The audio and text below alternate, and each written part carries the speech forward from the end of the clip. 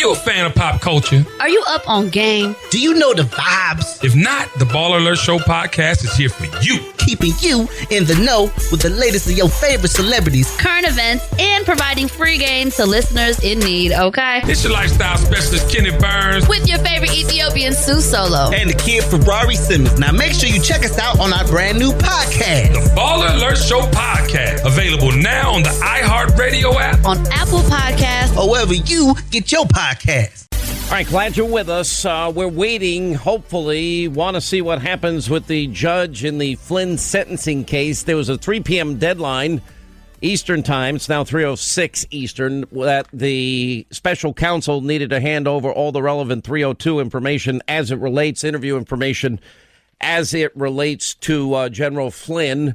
I went through all of this in great specificity and detail yesterday. I still cannot believe that this has happened in our country.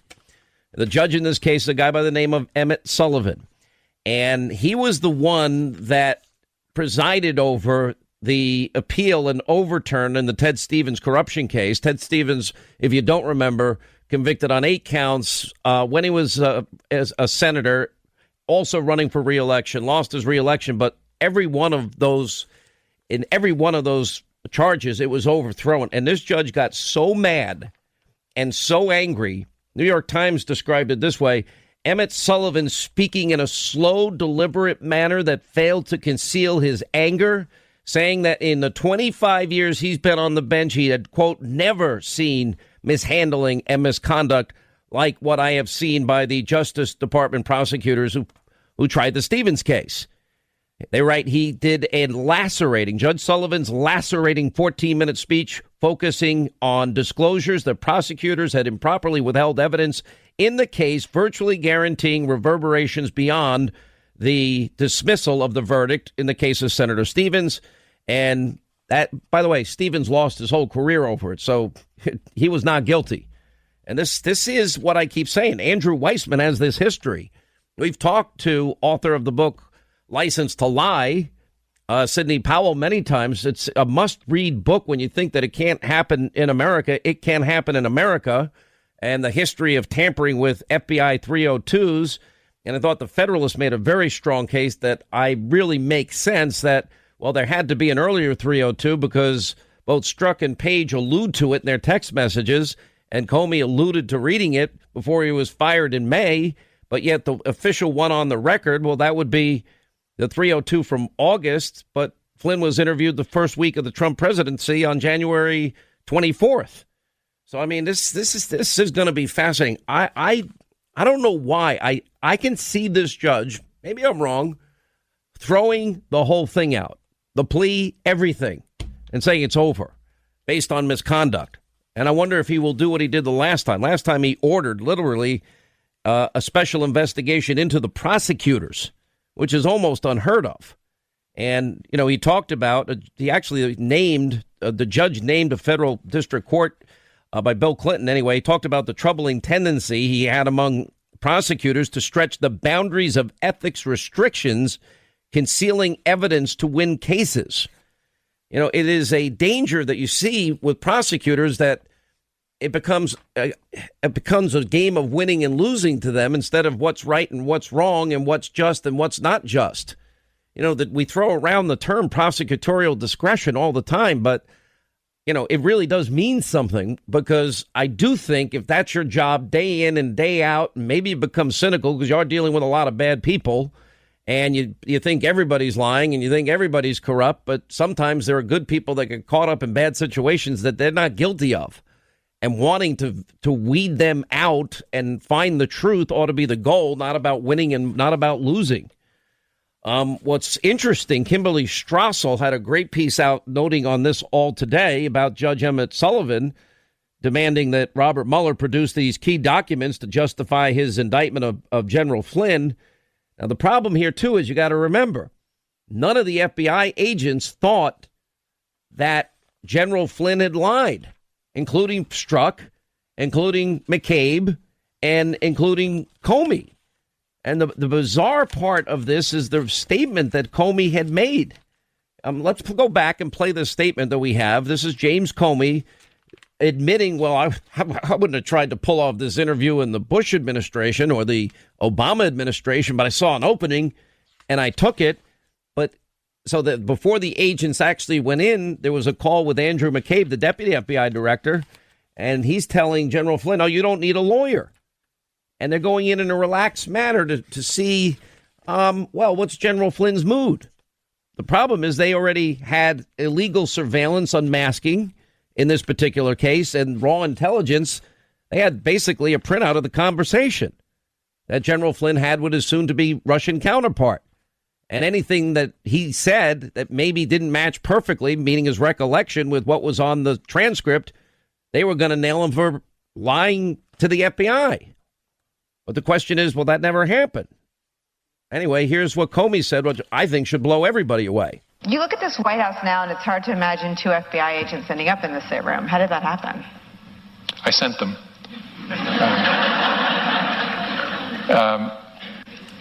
Something I probably wouldn't have done or maybe gotten away with in a more organized investigation, a more organized administration, in the George W. Bush administration, for example, or the Obama administration. The protocol, two men that all of us have perhaps increased appreciation for over the last 2 years. And in both of those administrations, there was process. And so if the FBI wanted to send agents into the White House itself to interview a senior official, you would work through the White House counsel, and there'd be discussions and approvals and who would be there. And I thought, it's early enough. Let's just send a couple guys over. I mean, he's bragging about it not being the standard order of doing things, because there's, quote, this is a chaotic White House. Well, they had only been in office 4 days. It's breathtaking in terms of the magnitude of arrogance. And, you know, this is a higher calling. Really? James Comey? Him bragging about setting up a 3-star general, 33 years of service to his country, after you had your deputy call over and say, nah, you don't need a lawyer? I can't imagine. Now, the special counsel did submit the documents about Flynn's January 2017 interview with the FBI. It's going to be interesting. Were there other 302s? This information is just coming out. As it gets out, we'll get it to you. But anyway, back to the Kimberly Strassel column today about Judge Emmet Sullivan, who's demanded, and it's now turned over. We now have confirmation. They did submit the documents to the judge, and, you know, they have to now justify their indictment of General Michael Flynn. I've got to believe that this judge is seeing parallels between Flynn's case and the FBI's corrupt attempt to railroad Ted Stevens 10 years ago. And it's not merely because Judge Sullivan presided over both Stevens and Flynn's cases. It turns out that the same Justice Department official who played a critical role in the Stevens case now presides over the highly dubious prosecution of General Flynn, because that person is none other than Robert Mueller. You know, we keep getting back to the same group of people. We keep getting back to who? By the way, if we can print that out, I see it's now currently available. Linda, thank you. You still have Rod Rosenstein and Comey and McCabe and Robert Mueller. They're all in this little, they're always touching base in there throughout the entirety of their careers. And it makes you wonder. And I was the one that was always warning, why did Robert Mueller, who, by the way, James Comey was hoping would get appointed special counsel, which is why he leaked information that may be a legal problem for him in the end, too, but leaked it to the professor, to the New York Times, for the purpose of getting a special counsel. But the sad thing is Comey's after Trump on the 4th day of his administration. Because if you're going to treat him and his administration differently than you treated past administrations, and you're going to break all protocols to do it, you know, you're going to sign off on a FISA application, one that you have to say, according to Rod Rosenstein, to the best of your knowledge is true. And James Comey signed the first FISA warrant application in October of 2016, based on, we now know, the phony Clinton bought and paid for Russian lies dossier. And then in January, before he became president, when he was president-elect, Donald Trump meets with all of these guys, Clapper, Comey, etc. Comey pulls him aside and says, just so you know, there's this dossier out there It's unproven and it's salacious. Well, that's not what they were telling the FISA court back in October, or when they were just about to renew it. Probably right around that time, they weren't telling the FISA court that it wasn't verified either. And they never told the FISA court who paid for it. None of this is standard operating procedure. The fact that he's so arrogantly bragging about the fact, I sent my agents over, they're too chaotic, let's take advantage. We'll tell Flynn not to get a lawyer, and then we'll charge him with perjury. It blows my mind. Good things don't always happen by default. Sometimes, the good is found in the daily choices we make. It's found in the stories of real people who, although miles apart, have more in common than they think. Stories of compassion. I had never had parents that cared about my emotional reactions to things. Stories of hope. That moment when I walked across the stage, that moment when I hugged my family, everything, every single moment was worth it. Stories of kindness. I can offer a safe place where she won't be called names and won't be called a freak. And stories of love. It's like complete bliss and happiness knowing that you're about to meet your child for the first time. Because in the end, love always wins. I'm Colin Balfe, founder of Love What Matters and host of the new podcast, Love What Matters Presents Your Story. I'll be introducing you to ordinary people, just like you and I, who have extraordinary stories to tell. Listen and subscribe on the iHeartRadio app, Apple Podcasts, or wherever you listen to podcasts. Kimberly Strassel writes, Emmet Sullivan got a wake-up call in 2008 while overseeing the trial of Senator Ted Stevens of Alaska. Judge Sullivan ultimately assigned a lawyer to investigate the Justice Department misconduct. The investigators' report found the prosecutors had engaged in deliberate, repeated ethical violations, withholding key evidence from the defense.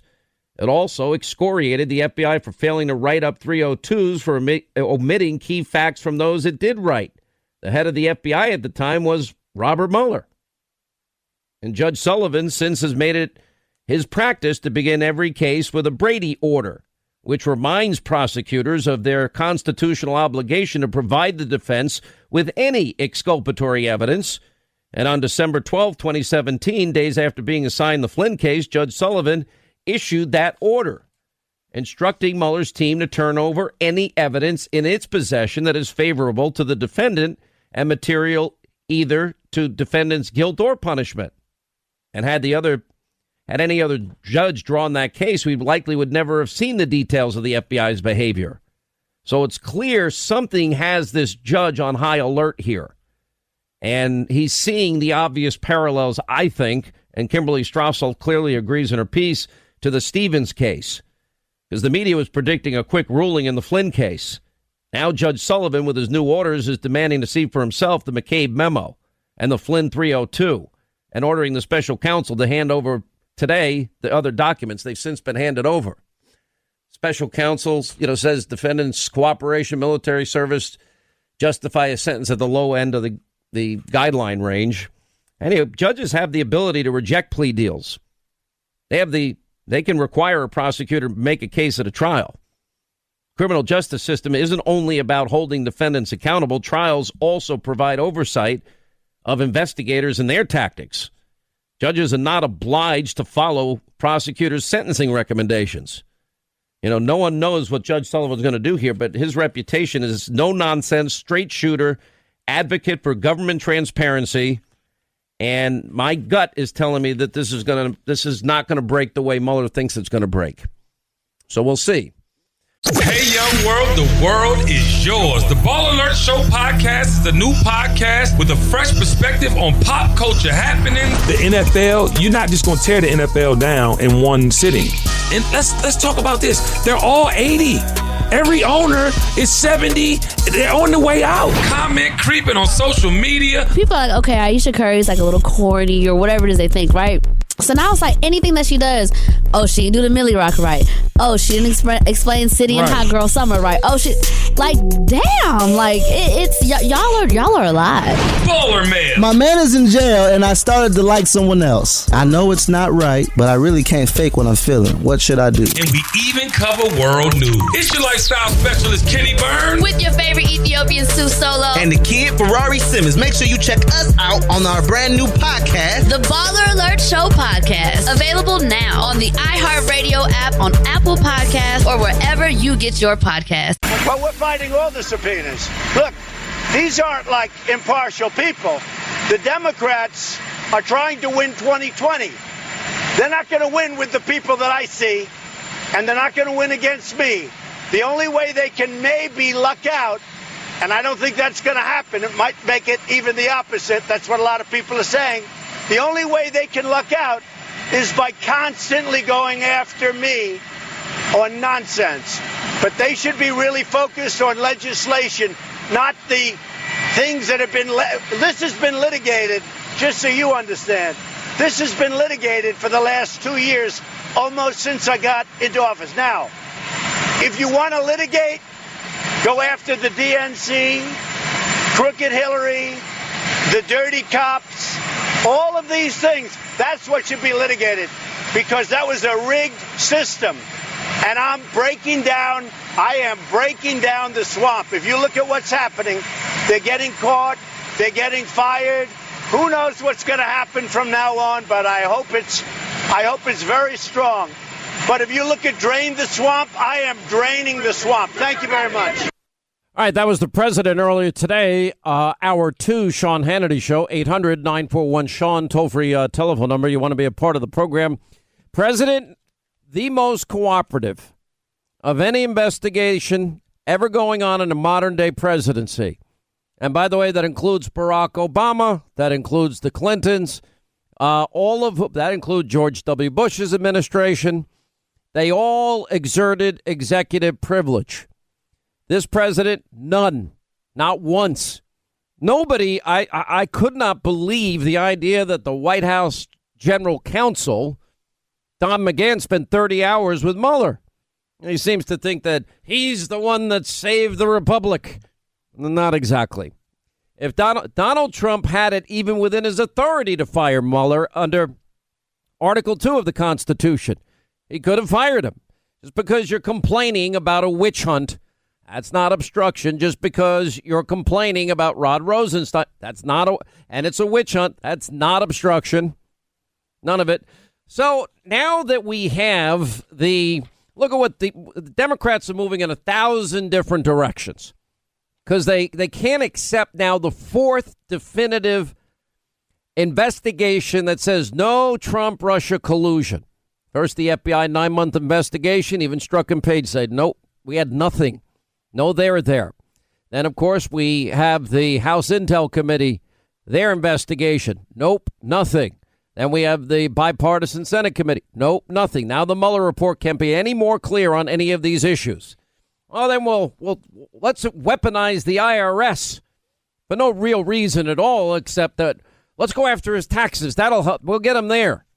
I'm sure there's a reason why he was audited all those years.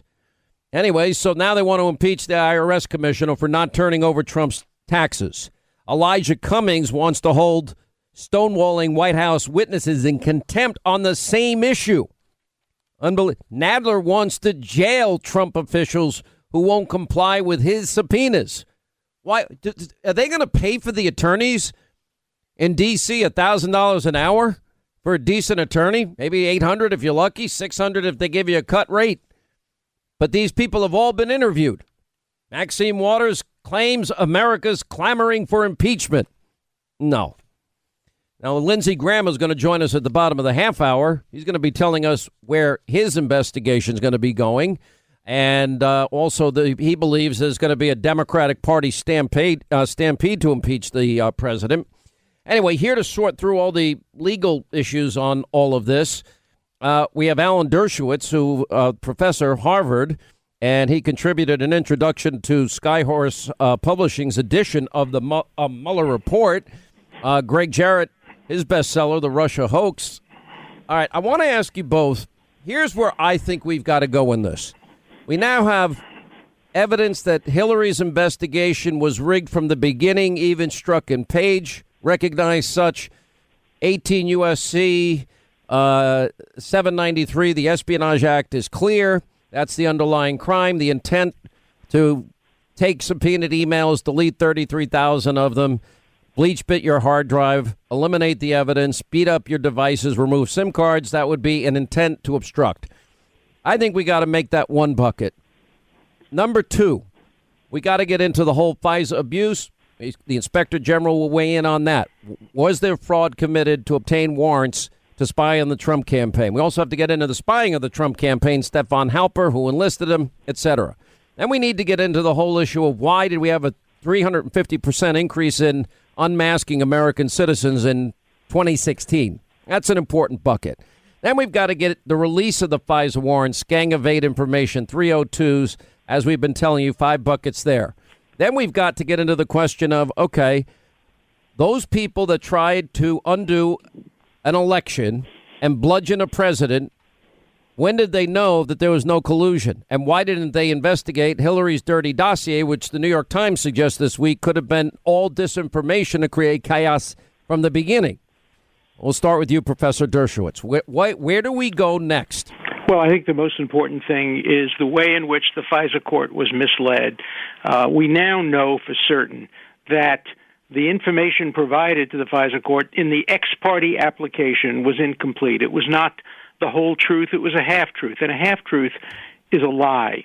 And I think there should be an investigation conducted by the Inspector General. Apparently that's going on. But also by the FISA court itself. The FISA court was misled. And I think there was a contempt of court committed by those, A, who submitted the FISA application without indicating the source, and B, failed to correct the FISA application once they got more information about the source and indeed sought renewals of the FISA application. So those are, I think, very important areas for any civil libertarian, because remember, FISA warrants can be issued against any of us.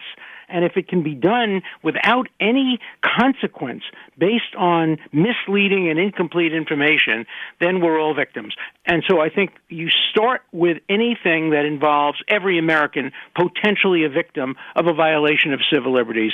That has to be the first order of business.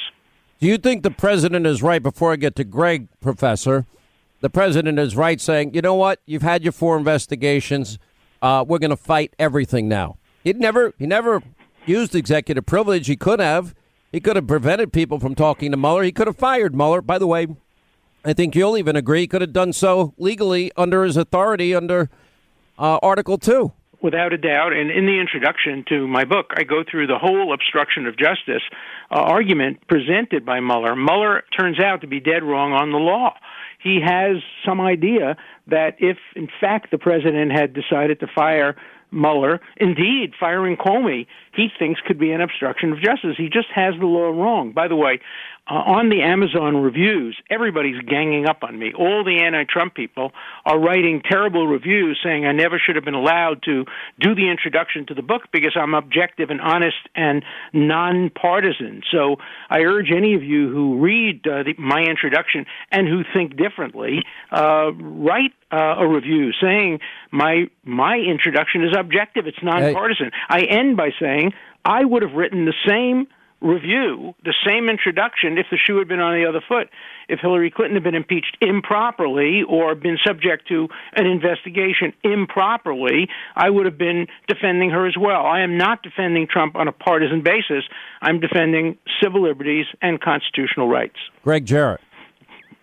Well, I want to say I just ordered Professor's book, and I anxiously look forward to reading The Obstruction of Justice. Why doesn't he just give us a free copy? I mean, we're friends, Professor. You can get a free copy. All you have to do is write a review, and you get a free copy. You got it. Deal. But, you know, this is why prosecutors should never comment on uncharged crimes. It's unfair to the uncharged person. Mueller went out of his way to smear Trump with the patina of a crime that he couldn't prove. Mueller didn't find sufficient evidence for an obstruction charge. If he had, he would have said so. So what he does is he turns the law completely upside down, and he says, well, I couldn't prove the president didn't obstruct. Prosecutors are not in the business of exoneration. They're in the business of proving crimes based on evidence. Exactly. Mueller right. couldn't prove an obstruction charge. And when Comey went after Hillary Clinton that way, we all objected, Democrats and Republicans alike. Yes. Why is it different when Mueller goes after people who have not been charged and sets out non-criminal conduct that he disagrees with? That's just not the proper function of a prosecutor. If Mueller could not prove an obstruction crime, and he could not, then he should have simply stated that he wasn't recommending any charges. Anything other than that is blatantly unfair. I agree. And let me ask you this: Is Trump unclear when it's done to Trump? Is Trump right not to cooperate any further, considering there's been 4 separate conclusions and investigations on this? Well, he has to listen to his lawyer on this. I think that. Well, what would you advise him? I would certainly advise them not to testify. My advice to him was don't pardon, don't fire, don't testify, and don't tweet. He listened to 3 of them, but not the 4th. But right now, I would say it depends. If you think the investigations by Congress are improperly motivated and don't have a legitimate legislative purpose, you have no obligation not to raise your constitutional privileges. And remember, executive privilege is designed to protect all Americans, not just the president. It's designed to protect the presidency from improper intrusion by the legislative or the judicial branch. And so it's there as part of our separation of powers and checks and balances to protect all Americans. He's not just doing it in a self-serving way. Yeah. Right. And Nadler is now taking the position, well, you've waived the privilege because McGahn spoke with the special counsel. No, as special counsel is an employee of the Department of Justice, so you've got one branch of the Department of Justice, White House counsel, talking to another branch of the executive. So it's not a waiver of a privilege at all. You can actually never waive executive privilege. It's been invoked by almost every president. The first was George Washington who invoked it. All right, when we get back, I want both of you to debate the question as to what we do with the Hillary Clinton question and how far back, who needs to be held accountable. I don't think America has ever gone back to the way that it was before 9/11 and the anthrax attack. The fear was really that there would be a second wave of attacks. And then along comes the DC sniper, and all of the country's worst fears are realized. A man has been killed in front of me. The gunman, most likely a skilled marksman, fired 6 times in the course of 16 hours. They killed the 5 people in one day and then went on the rampage for the next month. The police say they have never had a crime quite like this. It is quite a mystery. It was scary to go to the grocery store or fill up your car with gas. I do believe he was brainwashed, for lack of a better term. He was a psychopathic, cold-blooded killer that can never walk the street again. From iHeartRadio and Tenderfoot TV, this is Monster, DC Sniper. The first 2 episodes premiere on January 2nd. Subscribe today on the iHeartRadio app, Apple Podcasts, or wherever you get your podcasts. All right, as we roll along, Alan Dershowitz, Greg Jarrett with us. All right, what are your thoughts on the president challenging these subpoenas? Who's going to win this battle? Greg Jarrett. Well, I think the president will, because it does appear that this is nothing more than presidential harassment. There has to be a reasonable basis for this. That is to say, there has to be some sort of articulable factual basis for the investigation that indicates that a crime has or will take place. Well, there's none of that here. This is a fishing expedition, a safari, to search for anything under any rock they can find to damage Trump. I think the president has a solid legal basis to oppose it. What do you think, Alan Dershowitz? I have a slightly different view. I think that if subpoenas come from the legislative branch, they don't have to be looking for crime. They can be looking for information relevant to their appropriate role of legislating and oversight. But there comes a time, and it happened during the McCarthy era, when the Supreme Court or other courts will look at subpoenas and look at requests for testimony and say, enough's enough. You've now exceeded your legitimate authority, and you're just doing this to harass or expose. Well, are we there? That's not the proper function of Congress. Don't you think we're at that point, Professor? Come on. Well, no, that's the point. And I think the courts will look at it on a case-by-case basis. They're not going to just say willy-nilly that no subpoenas will be enforced. They'll look at every subpoena. They'll look at whether there's an articulable basis for any legitimate legislative purpose. And I think they will begin to refuse to enforce some of them, as they did during the McCarthy period. But what about all these people that are going to be called back again that can't afford these lawyers that are very expensive? Listen, Professor, what do you charge an hour? A lot. You don't want to know. Half of my cases are pro bono. I know, the other half are pretty expensive because I do represent a lot of very wealthy people. And even if you're wealthy, getting these subpoenas can really, really be very expensive. Washington lawyers do charge in excess of $1,000 an hour. And the hours accumulate because you have to do the research, you have to check out all the facts. And so we're talking easily about six-figure legal bills that can sometimes get up to the seven figures. Yeah, Greg? Yeah, I mean, look at people like Jerome Corsi. He was never charged with anything. He was threatened. They tried to pressure and extort him into signing a false statement implicating Trump, which would have been a lie. That's the equivalent of attempting to suborn perjury. He had to hire a team of lawyers to represent him, and his bank account is empty as a result. Well, let's look at General Flynn. Nothing wrong. We have both McCabe bragging, he doesn't need a lawyer, then Comey bragging, I wouldn't do this in the Obama or Bush administrations. Top two FBI guys, they're setting him up. I mean, Professor, and then he loses his house. Now he's millions of dollars in debt. They threaten to go after his kid. This is how we treat 33-year veterans that put their lives in harm's way? Look, it's a terrible, terrible thing, and it's been a terrible thing for many years that prosecutors do abuse their authority. The idea of arresting people at gunpoint, whether it be somebody who is like Stone or somebody who is Felicity Huffman, whatever you think of them, you don't have to arrest these people at gunpoint and threaten them and show how powerful and strong you are. And you don't have to subpoena them. You can write them a nice letter saying, if you have any information, please provide it. But, it turns to harassment at some point. And all right, I got to let you both go. Thank you, Professor Dershowitz. Thank you, Greg Jarrett. Hello, I'm Rainbow Valentine. And for the past year, my dad has been coming clean to me about his decades-long career as a big-time pot smuggler. And by big time, I mean pretty big time. I think it was 60,000 pounds. Oh my God. My dad and mom had to live a double life.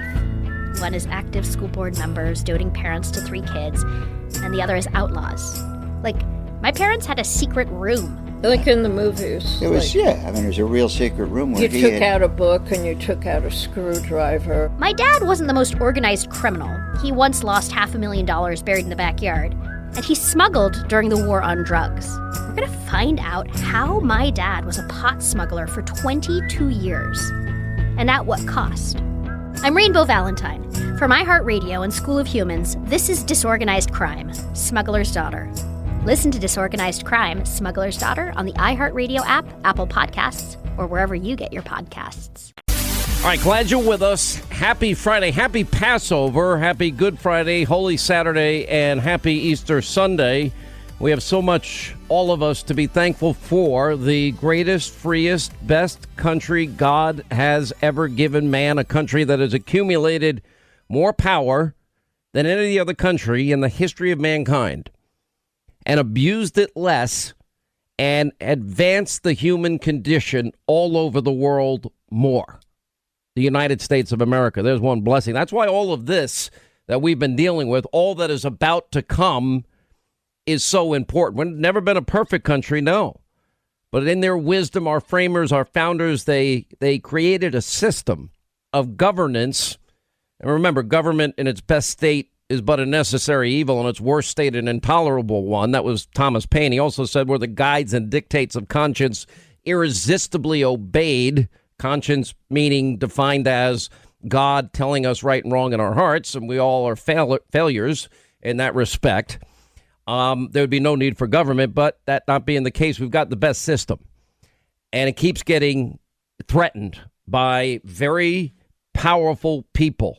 That's what this is all about. Listen, people have been writing me, telling me, a lot of things, some favorable too. I mean, thank you for staying on this for 2 years. Thank you for the team that you put together that that is maybe 25, 30 of us, including my TV and radio staff that radio more than TV, the names that we talk about every day and the ones that jump in and interrupt me all the time here on my own show and don't even ask permission to put on a mic every once in a while.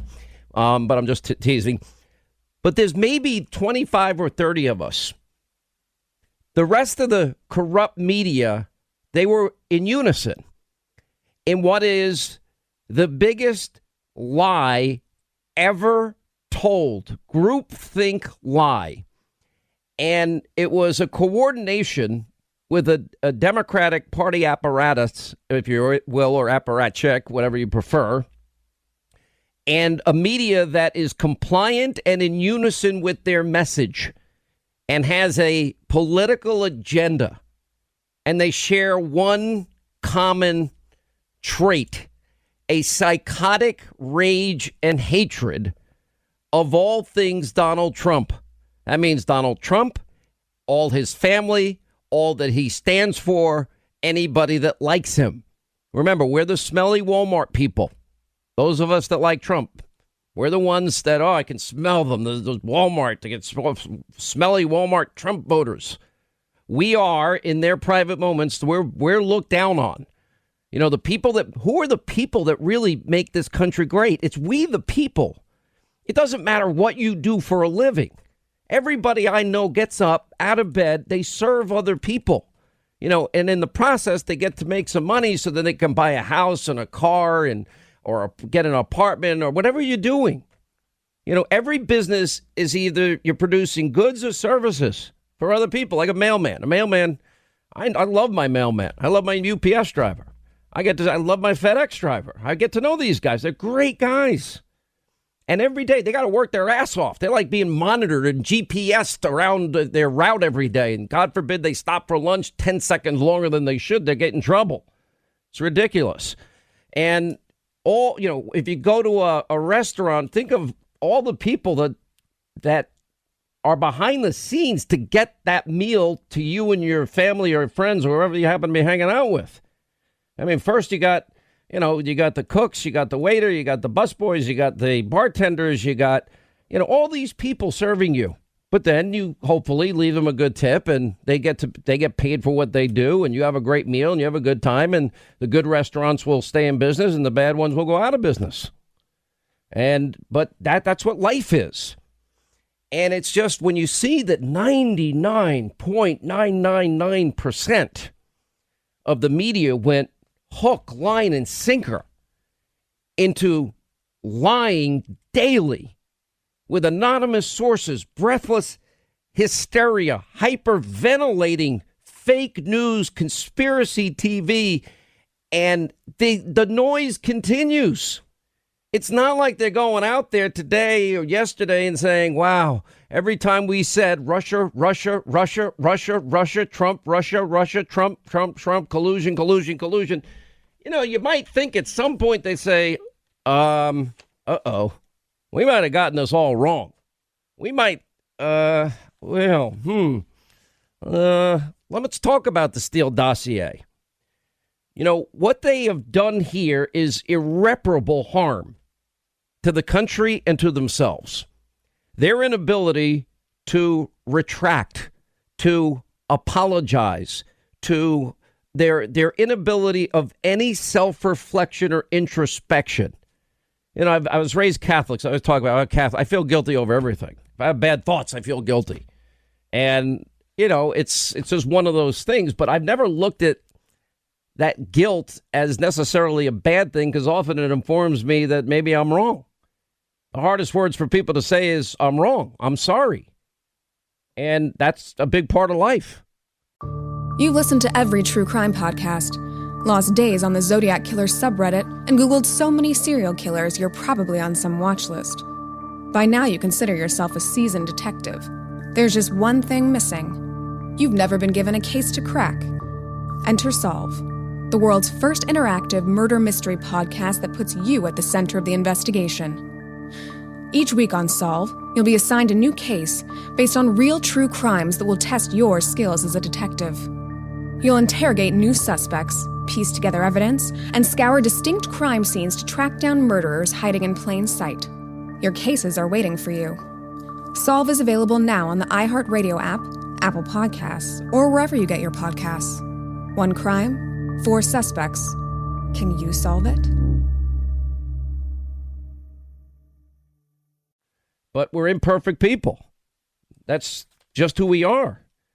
But, we have major components here, because what happened puts this great democratic republic, this constitutional republic, in jeopardy. These are not words that I came up with for the sake of speaking them when we talk about a dual justice system, an equal justice under the law, an equal application of our laws. If you really want to sum it up into different phases, you have one phase where you have a favored candidate that committed felonies. They violated the Espionage Act. There's no debate any longer. The evidence is there. Overwhelming, incontrovertible, irrefutable evidence that Hillary Clinton had top secret classified information on a private email server, likely hacked by 6 foreign intelligence services, but that's a different story. Probably one of them Russia, probably another one North Korea, probably another one China, probably another one Japan, and God knows how many others. That's why you don't put it there. And then, you had a group of people that favored her. Even the person interviewing her thinks that she should win 100 million to 0 and said so. And still got to interview her and was writing her exoneration in May of 2016 before the interview of her and 17 other key witnesses, and actually allowed in the interview Hillary to bring 2 other people in. You think that would be afforded to General Flynn, who both McCabe and Comey bragged about setting up, the deputy FBI director? I told him he doesn't need a lawyer. And Comey saying, oh, sure, I wouldn't do this in the Obama administration or the Bush administration. I took full advantage of the chaos on day 4 of the Trump administration. Okay, that's how we treat 33-year veterans to our country?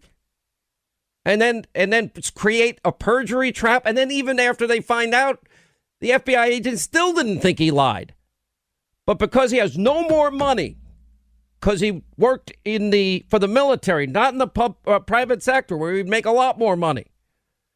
Then they're like throwing the book, well, either you sign this that you lied to the FBI, and you cooperate with us so we can put the screws to you so that you'll sing or compose, or you were in business with your son, we're going to begin our investigation into your family.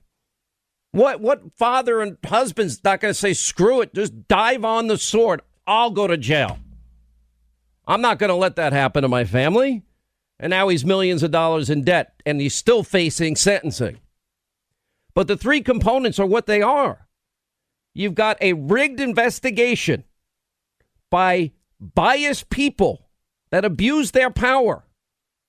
And then you've got everybody knew. Broussard testified to it in August of 2016, including the pit bull of Robert Mueller's team. They knew that, in fact, Hillary bought irony of all ironies, bought and paid for a Russian dossier with money she funneled from a law firm to an op research firm to hire a foreign national who's not supposed to influence our elections. That foreign national, we knew in August of 2016, according to Broussard, hated Trump, had an agenda. Hillary bought and paid for it, the opposition party, and it can't be verified because even its own author, under oath, in an interrogatory said, I have no idea if it's true. So you rig Hillary's investigation. She gets to remain in the race. the favored candidate over the candidate that should lose 100 million to zero, that is a loathsome human being, according to Strzok and Page. Please tell me he's not going to win. And then, well, if he does, we have an insurance policy. Then we have the outright spying of the Trump campaign. Stefan Halper is tasked to spy on Carter Page, George Papadopoulos, and also Sam Clovis. Then they lie to a FISA court. They didn't tell the FISA court Christopher Steele hates Trump. They didn't tell the FISA court Hillary paid for it. They just had an asterisk saying it might have slight political taint. That's lying by omission to a court. That is an outright fraud to a court. They didn't tell the court that it was unverified. We now know it's unverifiable. Even Steele doesn't believe in his own dossier. And then they used that to spy. Once you got into Carter Page's old emails, you were in all of Trump world at that point. And then that information from that phony dossier was leaked. Harry Reid got some. Let's see. Michael Isikoff, David Korn, the Washington Post. Well, where did they get the dossier information from? Why was it disseminated? Well, they got it from the deep state. We believe probably Clapper or Brennan, maybe Brennan more than Clapper. And it needs to be investigated. And they wrote about it. Hookers, Ritz-Carlton, Moscow, peeing on Donald Trump's bed. Not true, but people heard it. It went pretty viral before the election. Why? To impact the election. And then it's used to influence the election. And then lo and behold, they lose. They didn't think nobody expected that part. And then when they lose, well, that's all right, because now they've got the insurance policy. James Comey signed that first FISA application that was a fraud before the court in October of 2016 before the election. Then he heads on up to Trump Tower when it's President-elect Trump and pulls him aside and says, yeah, just so you know, there's this dossier out there. It's salacious, but it's not verified. Well, that's not what he was saying to the FISA court 3 months prior. So either he lied in October of 2016 or he was lying in January of 2017. And then the whole lead up, we have 4 investigations, no collusion.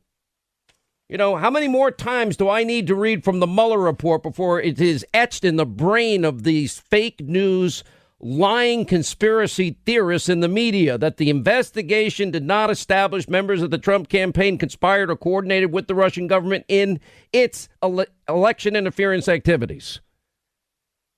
And every time they said it, they were lying. Every anonymous source, they were breathlessly, hyperventilating on the air, breathlessly reporting fake news, lies, conspiracies, and no reflection today. Later on, we have Geraldo on. Well, we also have Sidney Powell, Peter Schweitzer. John Solomon's got a lot of news of what's coming. We're going to get into that, too. Geraldo wonders if there's any Democratic candidate that's going to apologize. The answer is no, Geraldo. We'll have you on in a little bit to talk about it. It's not going to happen. All right, let me tell you about Blinds.com. We have a lot to get to today. Happy Friday. The only thing I'm going to say to you, one last thing before we go to break. Don't listen to the noise anymore. They're just doubling down on stupid. They have forever been exposed for who they are. And they are about to be hit with the biggest avalanche tsunami of truth that proves that they are liars and have been from the beginning, and conspiracy theorists that nobody will ever trust them again, nor should they. There's a reason why we've been right and they've been wrong, and I'm not taking the credit. It's an ensemble cast of very brave people that we've all worked really hard to get to truth, and we got there. And believe me, you think a lot of these people like us? No. They want to take us all out. Hello, I'm Rainbow Valentine. And for the past year, my dad has been coming clean to me about his decades-long career as a big-time pot smuggler. My dad wasn't the most organized criminal. He once lost $500,000 buried in the backyard. We're going to find out how my dad was a pot smuggler for 22 years. And at what cost. I'm Rainbow Valentine. For iHeartRadio and School of Humans, this is Disorganized Crime. Listen to Disorganized Crime, Smuggler's Daughter on the iHeartRadio app, Apple Podcasts, or wherever you get your podcasts.